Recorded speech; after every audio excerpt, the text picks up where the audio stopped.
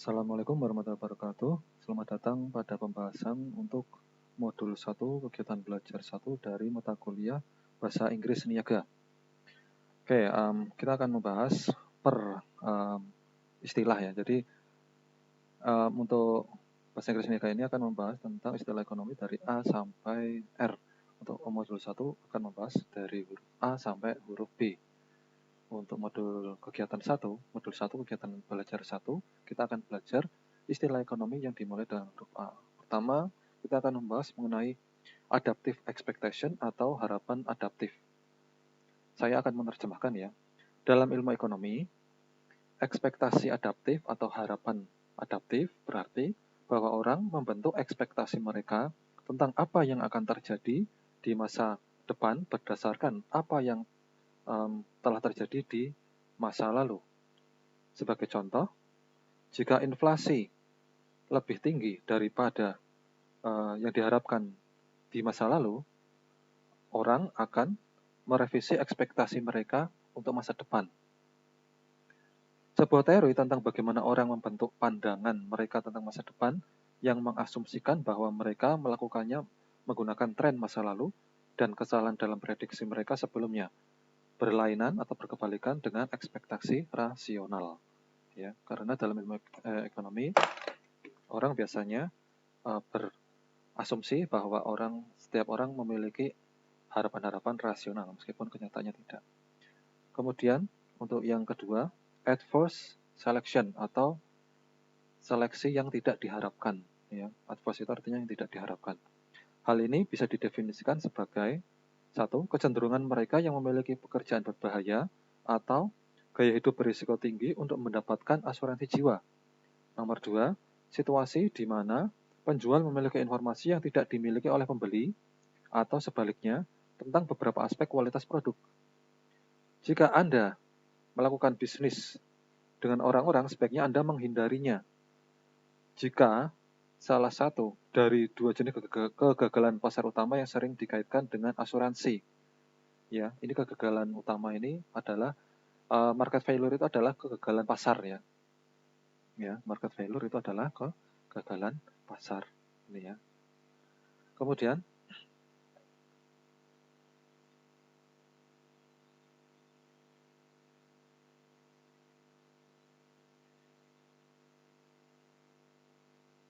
di market failure itu adalah kegagalan pasar. Kita lihat di sini market failure ya. Kita lingkari kegagalan pasar yang disebabkan oleh salah satu dari dua hal. Salah satunya itu adalah moral hazard. Kita lihat di sini, moral hazard itu adalah kerusakan moral. Pemilihan yang merugikan dapat menjadi masalah, ya. Pemilihan yang merugikan, adverse selection atau pemilihan atau seleksi yang tidak diharapkan yang merugikan, bila ada informasi yang tidak simetris antara penjual asuransi dan pembeli. Penjual asuransi dan pembeli itu kalau informasinya tidak sama akan terjadi asymmetric information. Ya, kita dengar di sini, ini juga akan kita bahas nantinya.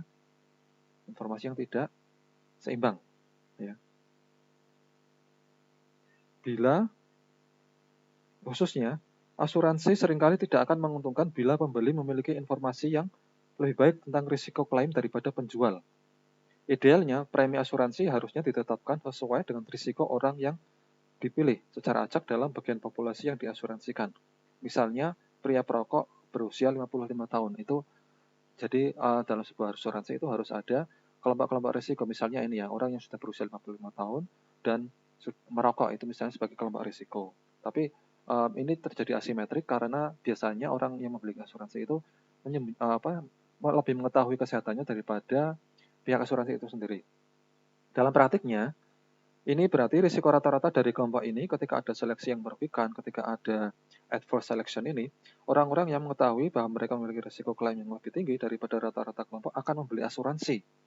Ya, mereka yang memiliki risiko akan justru membeli asuransi, sedangkan mereka yang tidak ya, atau yang tidak atau di bawah risiko, di bawah rata-rata risiko, memutuskan bahwa itu terlalu mahal untuk layak dibeli. Dalam hal ini, premi yang ditetapkan menurut risiko rata-rata tidak akan cukup untuk menutupi klaim yang pada akhirnya muncul. karena di antara masyarakat yang membeli polis lebih banyak akan memiliki risiko di atas rata-rata di atas risiko rata-rata ya. Jadi orang yang membeli polis akhirnya adalah orang-orang yang justru berisiko, perusahaan-perusahaan asuransi akan rugi ya. Di sini putting up the premium ya, putting up itu artinya meninggikan premi tidak akan menyelesaikan masalah ini karena seiring dengan kenaikan premi, polis asuransi akan menjadi tidak menarik bagi lebih banyak orang yang tahu bahwa mereka punya klaim risiko yang lebih rendah. Salah satu cara untuk mengurangi seleksi yang merugikan atau adverse selection ini adalah dengan membuat pembelian asuransi itu menjadi wajib. Sehingga mereka yang harga asuransi untuk risiko rata-rata tidak menarik, tidak dapat memilih lain ya. Jadi mereka mau nggak mau harus memilih. Ini salah satu cara untuk menghindari terjadinya adverse risk ya. Kemudian ini ada sebuah latihan, kita akan bahas nanti di pertemuan. Kemudian advertising itu artinya adalah iklan ya.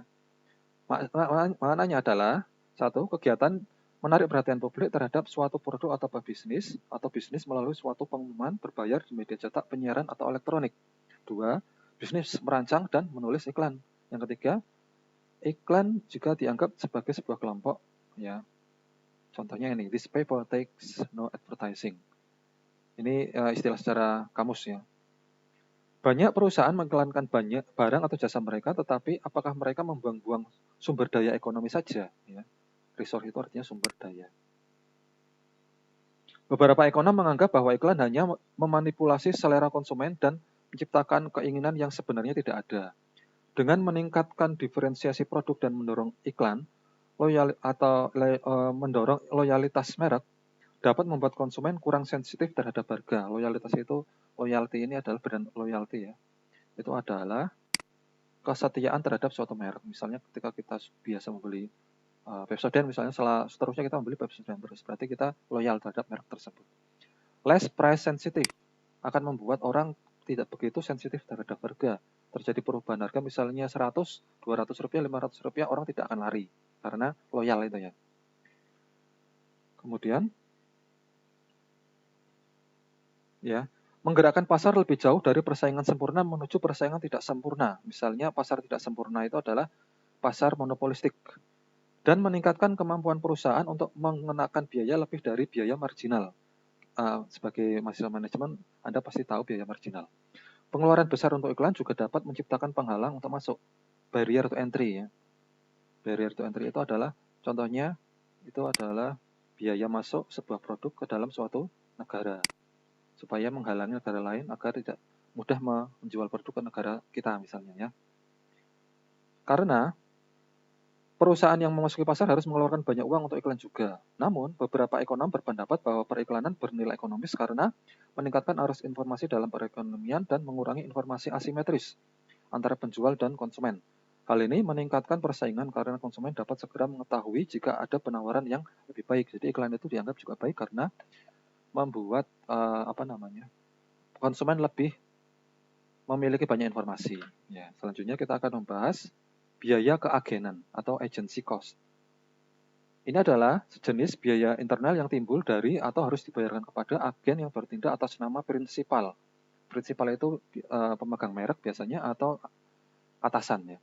Biaya agensi muncul karena masalah inti seperti benturan kepentingan, conflict of interest itu benturan kepentingan ya. Conflict of interest, benturan kepentingan antara pemegang saham dan manajemen. Shareholder itu pemegang saham dan manajemen ya. Pemegang saham biasanya menginginkan manajemen untuk menjalankan perusahaan dengan cara meningkatkan nilai pemegang saham. Tetapi manajemen mungkin ingin mengembangkan perusahaan dengan cara memaksimalkan kekuatan dan kekayaan pribadi mereka, yang mungkin saja bukan untuk kepentingan terbaik dari pemegang saham itu. Hal ini dapat muncul ketika seorang prinsipal menyewa orang lain, yaitu agen, untuk melaksanakan tugas dan kepentingan agen, dan agen tersebut bertentangan dengan kepentingan prinsipal. Contoh dari masalah-masalah ini adalah hubungan antara pemegang saham yang memiliki perusahaan publik dan manajer yang menjalankannya. Public company itu perusahaan publik ya, yang biasanya menjual sahamnya di bursa efek. Jadi antara pemilik saham dan manajer biasanya terjadi perbedaan kepentingan, yang disebut agency cost-nya. Sedangkan prioritas manajer mungkin adalah pemilik ingin manajer menjalankan perusahaan dengan cara memaksimalkan nilai saham mereka. Sedangkan prioritas manajer mungkin saja untuk membangun kerajaan bisnis melalui ekspansi yang cepat dan merger dan akuisisi yang mungkin tidak meningkatkan harga saham perusahaan mereka. Salah satu cara untuk mengurangi biaya agensi adalah prinsipal itu memantau apa yang dilakukan agen untuk memastikan apa yang telah dia sewa itu dilakukan. Tapi ini juga mungkin bisa mahal karena mungkin tidak bisa mendefinisikan pekerjaan agen dengan cara yang dapat dipantau secara efektif. Misalnya, kita tidak tahu ya, kita tidak tahu, sulit untuk mengetahui apakah seorang manajer telah memperluas perusahaan melalui akuisisi yang menurunkan harga sahamnya, ya, atau sedang mengejar kepentingan pembangunan kerajaannya sendiri, atau katakanlah mencoba memaksimalkan nilai pemegang saham tetapi dia tidak untung. Ya. Cara lain untuk menurunkan biaya agensi itu adalah dengan memonitor jika pemantauan terlalu mahal atau terlalu sulit adalah dengan membuat kepentingan agen lebih seperti kepentingan prinsipal. Misalnya, solusi yang semakin umum untuk biaya agensi yang timbul dari pemisahan kepemilikan dan manajemen perusahaan apabila adalah dengan membayar manajer dengan sebagian saham dan opsi saham di perusahaan. Ini memberi para manajer insentif yang kuat untuk bertindak demi kepentingan pemilik dengan memaksimalkan nilai pemegang saham. Tetapi ini pun bukan solusi yang sempurna. Beberapa manajer dengan banyak opsi saham telah terlibat dalam kecurangan akuntansi untuk meningkatkan nilai opsi tersebut dengan cukup lama bagi mereka, kemudian mencairkan sebagian dari opsi saham tersebut, tetapi merugikan perusahaan mereka dan pemegang saham lainnya. Jadi ada juga dengan accounting fraud. Accounting fraud itu semacam penipuan akunting ya. Jadi ketika sahamnya itu diangkat, mereka kemudian menjual sahamnya si manajer-manajer ini, tetapi kemudian ternyata itu cuma gorengan saja, bukan semacam rekayasa, bukan harga sahamnya benar-benar naik, demikian ya. Kemudian kita akan lanjutkan dengan agricultural policy atau kebijakan agrikultur. EEC, European Economic Community atau Masyarakat Ekonomi Eropa, sekarang disebut EU atau European Union atau Uni Eropa, merancang kebijakan yang dirancang untuk membuat negara-negara anggotanya swasembada bahan makanan. Ya, self-sufficient itu artinya swasembada di dalam bahan makanan. Untuk menjamin standar hidup petani, untuk meningkatkan produktivitas, dan untuk memastikan harga yang wajar bagi konsumen. Ini telah dicapai dengan penetapan harga intervensi. Ya, yang digarisbawahi ini adalah harga intervensi. Ketika harga pasar suatu komoditas jatuh ke tingkat ini, Uni Eropa akan membeli seluruh produksi dengan harga intervensi. Kebijakan inilah yang menyebabkan akumulasi danau anggur. Istilahnya adalah danau anggur. Atau pegunungan mentega. Jadi saking banyak yang dibeli oleh Uni Eropa menjadi semacam pegunungan atau semacam danau. Ya. Dan kemudian harga pangan yang tinggi di dalam komunitas itu sendiri. Negara-negara sering memberikan dukungan kepada para petani mereka dengan menggunakan hambatan perdagangan atau barrier atau trade barrier itu ya, dan subsidi. Jadi ada dua macam cara untuk mendukung petani itu dengan menggunakan trade barrier, hambatan perdagangan, dengan meningkatkan ongkos masuk suatu produk dari luar negeri ke dalam negeri dan memberikan subsidi pada para petani. Karena satu, ya sini. Pertanian domestik meskipun tidak efisien dapat menjadi polis asuransi jika menjadi sulit, seperti misalnya di masa perang. Jadi kalau meskipun itu tidak standar, tapi di masa perang ini sangat penting para petani ini ya. Terus nomor 2, kelompok tani terbukti mahir melakukan lobby-lobby di dalam parlemen. Nomor 3, politisi telah berusaha memperlambat depopulasi daerah pedesaan. Ya, karena untuk mencegah urbanisasi maka petani-petani disubsidi. Nomor 4, harga pertanian bisa berubah-ubah atau volatil, ya. Volatil itu berubah-ubah sebagai akibat dari cuaca yang tidak menentu, antara lain itu ya. Dan 5, dukungan keuangan dapat memberikan jaring pengaman, safety net, dalam kondisi pasar yang parah dan tidak terduga. Secara garis besar, broadly speaking, pemerintah telah mencoba dua metode subsidi pertanian. Yang pertama digunakan di Amerika Serikat tahun 1930-an. Dan kedua di Inggris Raya sebelum bergabung dengan Uni Eropa, ya. Dengan menambah pendapatan petani jika mereka berada di bawah tingkat yang dianggap sesuai. Ya. Kalau mereka pendapatnya di bawah standar, akan dikasih uang oleh pemerintah. Para petani mungkin diminta untuk menyisihkan sebagian tanah mereka sebagai imbalan atas insentif ini. Yang kedua adalah menjamin tingkat minimum harga petani dengan membeli kelebihan pasokan dan menyimpan atau menghancurkannya jika harga di bawah tingkat yang terjamin. Ini adalah pendekatan yang diadopsi oleh Uni Eropa ketika mereka menyusun kebijakan pertanian bersama. Untuk menekan biaya langsung dari subsidi ini, Uni Eropa menggunakan hambatan perdagangan. Ya, mereka menggunakan trade barrier. Sini ketemu lagi, termasuk yaitu import levy, yaitu pungutan atau biaya barang masuk. Untuk meminimalkan persaingan di antara petani Uni Eropa dan untuk menghasilkan barang yang lebih murah di pasar pertanian dunia. Ya. Kebijakan dukungan pertanian di Amerika baru-baru ini juga menggabungkan pendapatan tambahan dan beberapa harga yang dijamin. Karena sebagian besar pemerintah menjadi lebih berkomitmen pada perdagangan internasional, kebijakan pertanian seperti ini semakin diserang. Ya.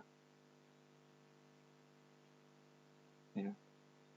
Retorika perdagangan bebas, nah ini retorika perdagangan bebas, seringkali berjalan jauh di depan reformasi sejati. Jadi ini cuma retorika-retorika saja, perdagangan bebas, padahal Uni Eropa juga memproteksi petaninya. Pada tahun 2003, negara-negara kaya itu menghabiskan lebih dari 300 miliar dolar setahun untuk mendukung petani-petani mereka, yaitu 6 kali lipat lebih banyak daripada bantuan asing, daripada bantuan yang diberikan kepada negara lain. Menemukan cara untuk mengakhiri dukungan pertanian sejauh ini menjadi tantangan terbesar yang tersisa bagi mereka untuk mencoba menegosiasikan perdagangan bebas secara global. Selanjutnya, istilah agriculture atau pertanian. Pertanian di seluruh dunia terus menjadi lebih produktif, sementara secara umum menyumbang sebagian kecil dari pekerjaan dan pendapatan nasional. Dari lapangan pekerjaan ya, semakin kecil, dan pendapatan nasional juga semakin kecil dari pertanian. Meskipun di beberapa negara miskin, tetap menjadi sektor di mana negara dan rakyatnya tergantung. Pertanian, kehutanan, dan perikanan pada tahun 1913 itu menyumbang 28% di Amerika Serikat, 41% di Perancis, dan 60% di Jepang. 60% di Jepang. Tetapi hanya 12% di Inggris. Sekarang proporsi tenaga kerja yang diserap dalam kegiatan ini telah turun di bawah 6% di negara-negara itu. Nilai total perdagangan internasional di bidang pertanian tapi terus meningkat. Tetapi pasar pertanian global tetap sangat terdistorsi oleh hambatan perdagangan, oleh trade barriers ya. Jadi tetap saja ada trade barriers dan subsidi dari pemerintah. Jadi untuk pertanian ini selalu ada dua macam ini ya. Seperti di kebijakan pertanian umum di Uni Eropa.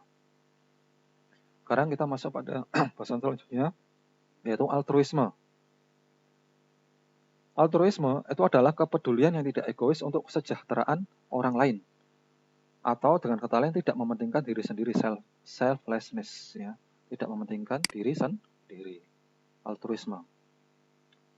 Seringkali altruisme tidak sejalan dengan rasionalitas ekonomi yang menganggap bahwa orang berperilaku egois, selfish. Itu artinya egois ya, selfish, egois. Dari kata self. Tentu saja banyak analisis ekonom berkaitan dengan bagaimana individu berperilaku dan homo economicus atau manusia ekonomi biasanya diasumsikan bertindak untuk kepentingan pribadinya. Namun, kepentingan pribadi tidak selalu berarti egois. Beberapa model ekonomi di bidang ekonomi perilaku atau behavioral economy, ya, ini ada istilah ilmu ekonomi perilaku, ya, mengasumsikan bahwa individu yang mementingkan diri sendiri berperilaku juga altruistik karena mereka juga mendapatkan keuntungan, kegunaan, dan melakukannya. Misalnya, jika mereka berbuat altruistis, maka mereka akan merasa lebih baik terhadap diri mereka sendiri. Atau ini bisa menjadi jaminan yang berguna untuk apabila suatu saat ada kerusuhan, social unrest, maka mereka sudah nabung secara moral bahwa mereka sudah berperilaku baik sehingga tidak akan diganggu misalnya, gitu ya. Beberapa model ekonomi juga lebih jauh dan melonggarkan asumsi tradisional tentang perilaku yang sepenuhnya rasional dengan hanya mengasumsikan bahwa orang terkadang berperilaku altruistik, bahkan jika ini bertentangan dengan kepentingan pribadi mereka. Bagaimanapun ada banyak literatur ekonomi tentang amal, charity itu amal ya. bantuan internasional, pengeluaran publik, dan perpajakan redistributif. Perpajakan redistributif itu perpajakan yang mencontohkan. Redistributif itu memberi contoh ya. Misalnya yang kaya memberi pajak yang banyak, yang miskin juga memberi pajak tapi sedikit. Juga saling saling menguntungkan seperti itu ya. Amortisasi, kita lanjutkan dalam amortisasi. Ini adalah berjalannya uang muka atau pembayaran pinjaman dengan mencicil. Installment itu cicilan. Contohnya adalah pembayaran kembali hipotek atas rumah yang diamortisasi dengan melakukan pembayaran bulanan yang selama periode waktu yang telah disepakati dapat menutupi nilai pinjaman ditambah bunga. Dengan pinjaman kalau tidak diamortisasi, pinjaman membayar bunganya selama periode pinjaman dan kemudian melunasi jumlah pinjaman tersebut secara penuh. Tapi kalau sekarang yang namanya kredit itu selalu diamortisasi ya, selalu digabungkan antara pokok serta bunganya. Jadi amortisasi itu adalah cicilan yang ada di dalamnya pokok plus bunga. Animal spirits, spirits itu artinya semangat ya. Semangat kehewanan.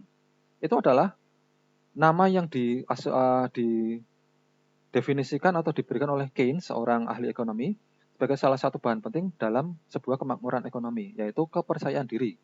Confidence itu kepercayaan diri ya. Menurut Keynes, ya,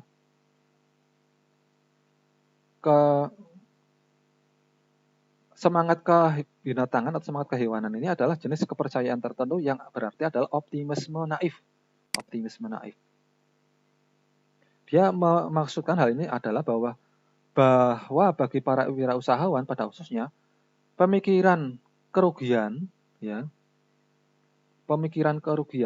yang sering ada pada para pionir itu dikesampingkan ya.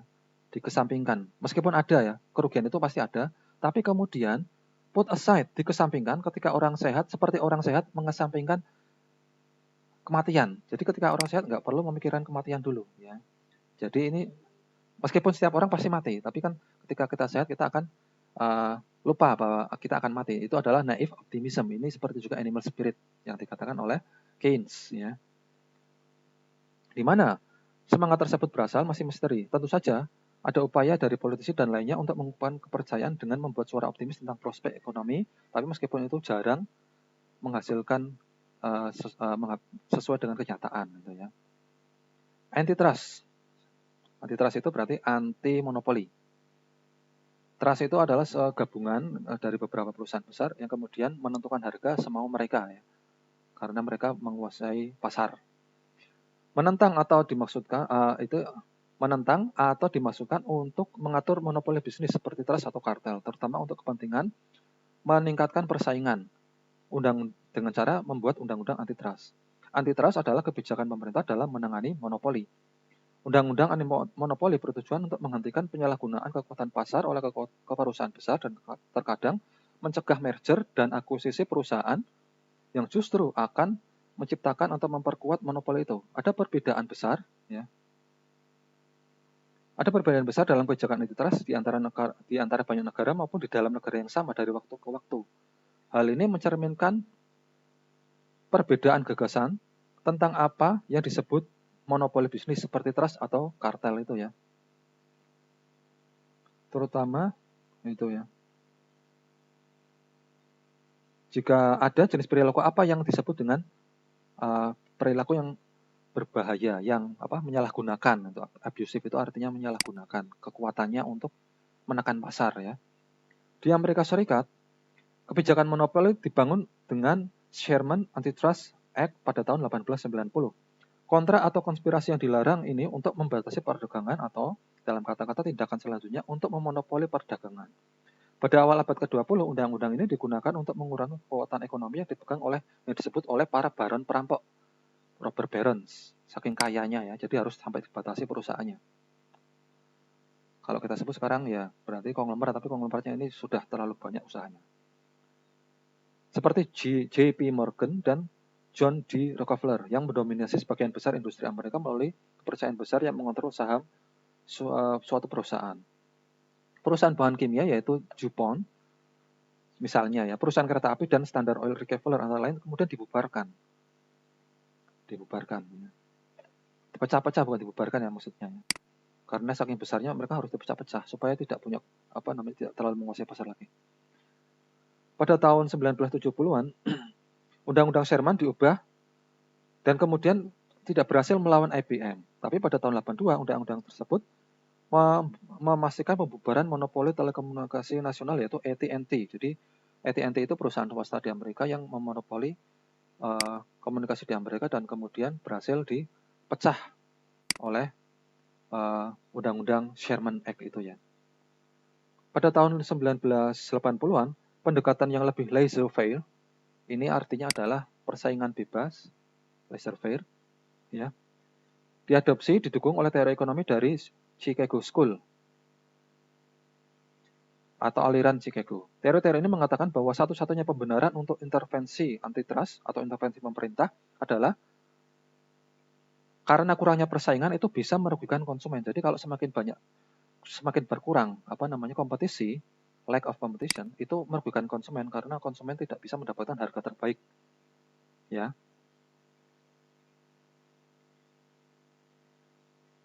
Ya, karena perusahaan telah menjadi terlalu besar, bukan karena perusahaan terlalu besar ya. Jadi bukan karena perusahaan terlalu besar, tapi demi kepentingan konsumen, kata Chicago School.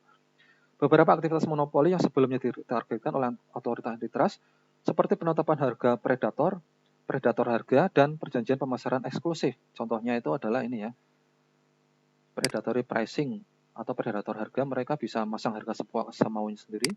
Kemudian perjanjian pemasaran eksklusif itu juga termasuk monopoli. Misalnya ya seperti itu.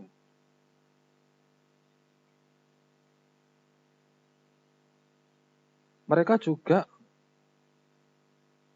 mengkritik metode tradisional untuk mengidentifikasi monopoli yang didasarkan pada melihat berapa persentase pasar yang dilayani perusahaan atau firma terbesar. Menggunakan sekarang indeks yang disebut dengan Herfindahl-Hirschman. Mana ini?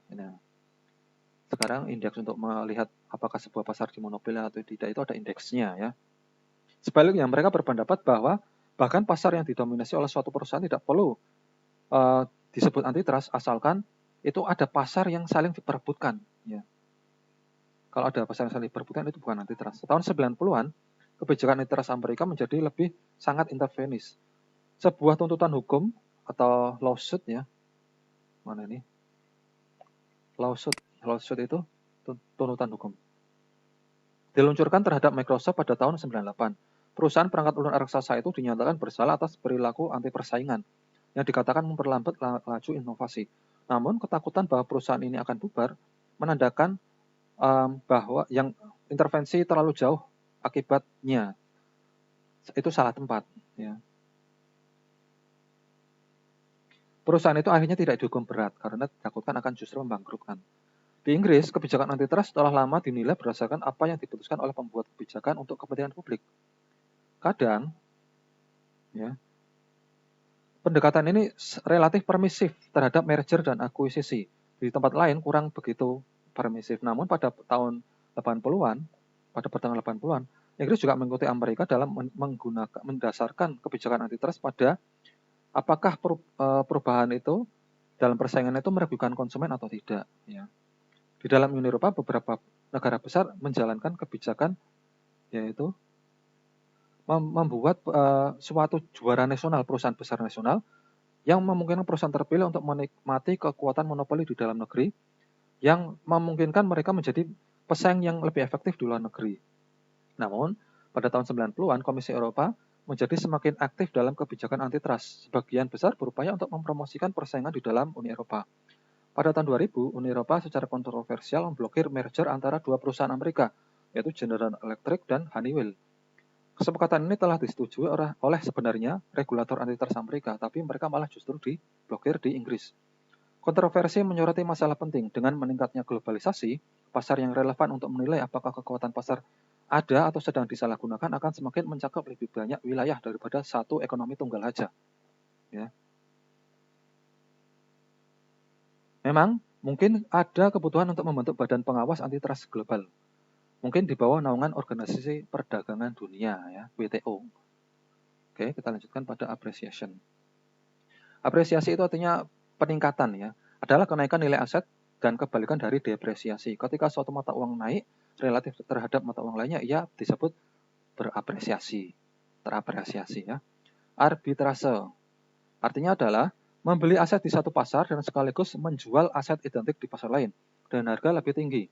Terkadang ini akan menjadi aset yang identik di pasar yang berbeda, misalnya saham di perusahaan yang terdaftar di Bursa Efek London dan Bursa Efek New York. Seringkali aset yang diarbitrase akan identik dengan cara yang lebih rumit. Misalnya mereka akan menjadi jenis sekuritas keuangan yang berbeda dengan yang masing-masing terkena risiko yang sama.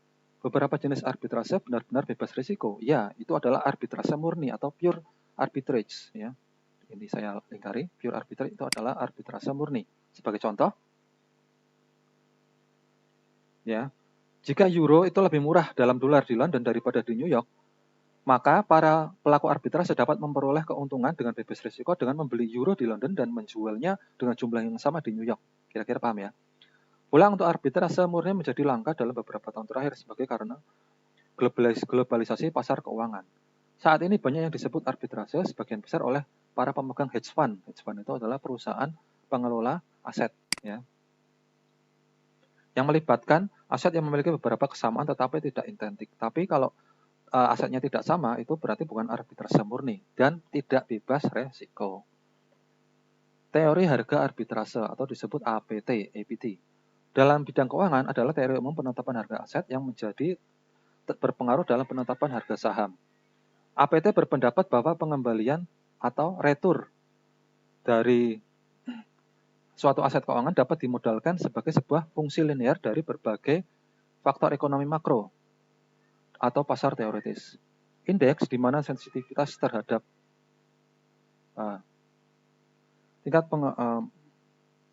di mana sensitivitas terhadap perusahaan di setiap faktor diwakili oleh koefisien beta spesifik.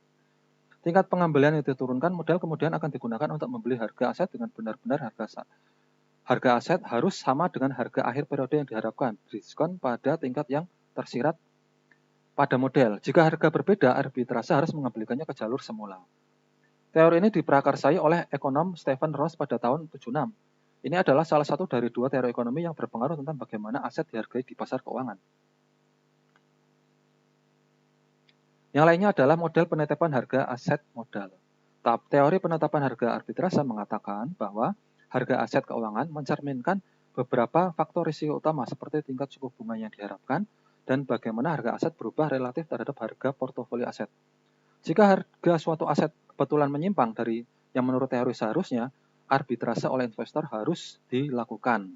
Jadi ini suatu teori arbitrase, apabila ada yang melenceng kemudian harus dilakukan arbitrase dengan cara mengapraisal suatu harga aset dari harga sekarang dan harga di masa depan. Kalau melenceng maka akan dilakukan suatu arbitrase. Krisis Asia. Selama tahun 97-98 banyak ekonomi di Asia Timur mengalami krisis keuangan dan ekonomi yang parah. Hal ini memiliki konsekuensi besar bagi pasar keuangan global yang semakin terekspos pada janji yang tampaknya ditawarkan Asia. Krisis ekonomi menghancurkan kekayaan dalam skala besar dan membuat kemiskinan absolut melonjak. Dalam sistem perbankan saja, pinjaman perusahaan yang setara dengan sekitar setengah dari PDB 1 tahun, yaitu PDB ya, produk domestik bruto, ini salah. Salah, harusnya domestik. Gross domestic product atau produk nasional bruto ya. PNB ya. Pendapatan nasional bruto. Itu menjadi buruk. Penghancuran tabungan dalam skala yang lebih sering dikaitkan dengan perang skala. Itu jadi karena buruknya perbankan itu malah lebih parah daripada perang. Penyebab pasti dari krisis ini masih menjadi bahan perdebatan. Perhatian telah diarahkan pada currency peg.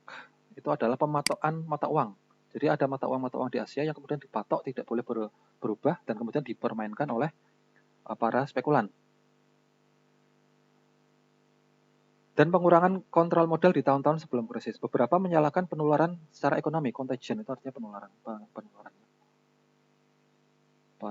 contagion.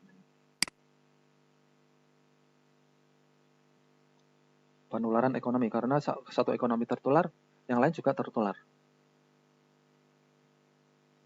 Krisis tersebut mengakhiri kepercayaan yang kemudian tersebar luas bahwa ada Asian way, yang sebuah kapitalisme yang mungkin terbukti sama berhasilnya dengan kapitalisme di Amerika atau Eropa. Alih-alih, namun, para kritikus justru mengarahkan tuduhan mereka pada adanya kronisme. Jadi, ada kroni, ya. Kronisme. Jadi, misalnya anak pejabat dipasrahi suatu proyek itu adalah kronisme, ya, tanpa suatu tender. Perbankan yang tidak disiplin dan kurangnya transparansi. Pada tahun-tahun setelah krisis, sebagian besar negara yang terlibat telah memperkenalkan reformasi yang dirancang untuk meningkatkan transparansi dan meningkatkan kesehatan sistem perbankan. Meskipun beberapa seperti Korea Selatan itu melangkah lebih jauh ya daripada yang seperti di Indonesia. Selanjutnya, aset. Aset itu adalah hal-hal yang memiliki kekuatan menghasilkan atau nilai lain bagi pemiliknya. Pasti tahu ya. Informasi asimetrik atau asymmetric information. Itu adalah saat seseorang tahu lebih dari orang lain. Informasi asimetris seperti itu dapat mempersulit kedua orang untuk berbisnis bersama. Itulah sebabnya para ekonomi itu terutama yang suka meneliti tentang teori permainan atau game teori itu tertarik. Transaksi yang melibatkan informasi asimetris ada di mana-mana. Pemerintah yang menjual izin penyiaran tidak tahu pembeli mana yang siap membayarnya. Pemberi pinjaman juga tidak tahu seberapa besar kemungkinan peminjam akan membayar kembali. Penjual mobil bekas tahu lebih banyak tentang kualitas mobil yang dijual daripada pembeli potensial. Jenis asimetri ini dapat mendistorsi orang sehingga tidak minat membeli dan mengakibatkan efisiensi yang signifikan. Ya. Asymmetric shock atau sengatan asimetrik. Ini adalah ketika sesuatu yang tidak terduga terjadi yang mempengaruhi suatu ekonomi lebih dari yang lain. Hal ini dapat menimbulkan masalah besar bagi pembuat kebijakan jika mereka mencoba menetapkan kebijakan makroekonomi karena ada dua wilayah yang satu terkena guncangan, yang lain tidak terpengaruh. Misalnya, satu wilayah misalnya pengekspor minyak dan lainnya sangat tergantung pada harga minyak. Maka jika harga minyak anjlok, wilayah yang tergantung pada minyak akan mendapatkan keuntungan. Jika pemerintahnya mau meningkatkan demand-nya, mau meningkatkan permintaan minyaknya. Tetapi justru wilayah yang tidak menghasilkan minyak akan defisit ekonominya. Ini mungkin menjadi masalah konsen bagi mereka yang bertanggung jawab untuk menetapkan suku bunga mengingat perbedaan besar dari potensi di dalamnya. Kemudian kita lanjutkan auction atau lelang. Sebuah lelang di mana suatu barang pada awalnya ditawarkan dengan harga tinggi yang secara bertahap diturunkan pada suatu penawaran dibuat dan barang tersebut terjual. Bid itu artinya penawaran ya. Jadi ditawaran dari harga tinggi kemudian ke rendah. Going, gone itu istilahnya. Mengadakan ini ada dua macam cara melakukan sebuah lelang, itu cara Inggris serta cara Belanda. Nih kita sebut langsung aja ya. English auction, lelang Inggris itu cara yang paling familiar. Penawar bersaing untuk menawar harga yang tertinggi dan keluar sampai hanya satu yang tersisa. Dari yang tinggi ke dari yang terendah sampai yang ke tertinggi. Jadi pertama dari harga terendah ke tinggi itu lelang model Inggris. Dalam lelang Belanda justru lelang menyebut harga yang tertinggi dulu kemudian terus menurunkannya sampai ada pembeli. Ya. Kemudian ada jenis yang lain itu adalah istilah yang lain, itu saya sebut langsung ya. Winner's curse. Winner's curse itu adalah suatu kutukan pemenang di mana si penawar yang tertinggi kadang terpaksa membeli dengan harga yang jauh lebih tinggi daripada seharusnya. Ya. Oke ya. Sudah, selanjutnya kita langsung pada tes formatif. Ilmu ekonomi Austria. Ini adalah suatu jenis ekonomi neoklasik yang didirikan di Wina pada akhir abad ke-19 dan paruh pertama abad ke-20. Ia sangat menentang Marxisme dan lebih luas lagi penggunaan teori ekonomi untuk membenarkan intervensi pemerintah dalam perekonomian. Anggota terkemuka termasuk Friedrich Hayek, Joseph Schumpeter, dan Ludwig von Mises. Yang melahirkan definisi ekonomi sebagai ilmu yang mempelajari perilaku manusia sebagai hubungan antara tujuan dan sarana langkah yang memiliki kegunaan alternatif. Pemikiran ekonomi Austria dicirikan dengan mengaitkan semua aktivitas ekonomi, termasuk perilaku lembaga yang namanya tidak bersifat pribadi dengan keinginan dan tindakan individu. Ya. Itu melakukan dengan memeriksa pilihan dalam kaitannya dengan biaya peluang. Ada istilah biaya peluang, opportunity cost. Jadi istilah biaya peluang itu ketahui dari ekonom-ekonom Austria. Itu adalah apa penggunaan terbaik berikutnya dari sumber daya apa yang sedang dipertimbangkan. Jadi opportunity cost itu harus misalnya kita tidak mau membuat suatu investasi tapi tidak dilakukan, maka itu adalah suatu opportunity cost ya. Hayek dengan tepat memprediksi kegagalan Soviet ya. Ide-idenya dikatakan telah menginspirasi banyak reformasi pasar bebas selama tahun 80-an di bawah Ronald Reagan dan di Inggris di bawah Margaret Thatcher. Schumpeter mengembangkan teori invasi dan perubahan ekonomi yang ditandai dengan fase penghancuran kreatif. Ada istilah penghancuran kreatif ini ya, creative destruction. Tidak kita bahas di sini ya, silakan Anda googling sendiri. Autarki. Autarki adalah gagasan bahwa suatu negara harus mandiri dan tidak mengambil bagian dalam perdagangan internasional. Tapi hal ini tidak mungkin ya. Kemudian average itu artinya rata-rata. Rata-rata gampang ya. Kita jumlahkan semuanya kemudian dibagi jumlah anggotanya. Oke, saya kira cukup untuk kegiatan belajar 1. Kita akan lanjutkan dengan kegiatan belajar kedua. Sekian, terima kasih. Wassalamualaikum warahmatullahi wabarakatuh.